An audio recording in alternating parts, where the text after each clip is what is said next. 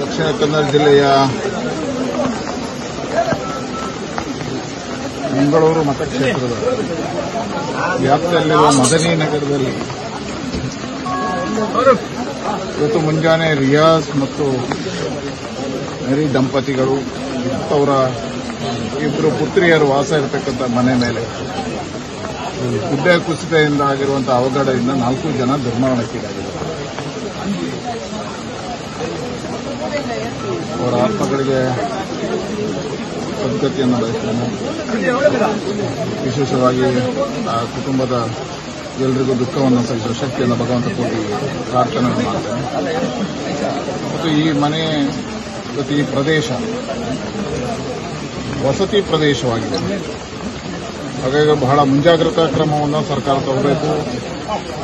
ಈಗಾಗಲೇ ಆಗಿರುವ ಅವಘಡದಿಂದ 4 ಮೃತರಾಗಿದ್ದಾರೆ. ಆ ಮನೆಗಳಿಗೆ ಪರಿಹಾರ ಕೊಡಬೇಕು ಅಂತ ಹೇಳುವಂಥ ಒತ್ತಾಯವನ್ನು ಸರ್ಕಾರಕ್ಕೆ ನಾವು ಮಾಡ್ತೀವಿ.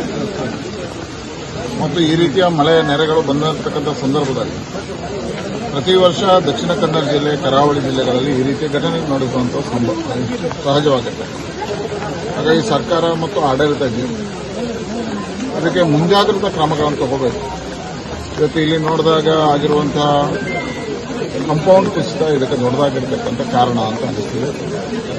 ಮತ್ತು ಮುಂದಕ್ಕೂ ಬಹಳಷ್ಟು ಮನೆಗಳು ಈ ಪ್ರದೇಶದಲ್ಲಿ ಇರೋದ್ರಿಂದ ಇನ್ನೂ ಕುಸಿತ ಆಗುವ ಸಂಭವಗಳಿರೋದ್ರಿಂದ ತಕ್ಷಣ ಅಧಿಕಾರಿಗಳು ಇದರ ಬಗ್ಗೆ ಕ್ರಮ ತಗೋಬೇಕು ಅನ್ನುವಂಥ ಆಗ್ರಹವನ್ನು ಮಾಡ್ತೇನೆ.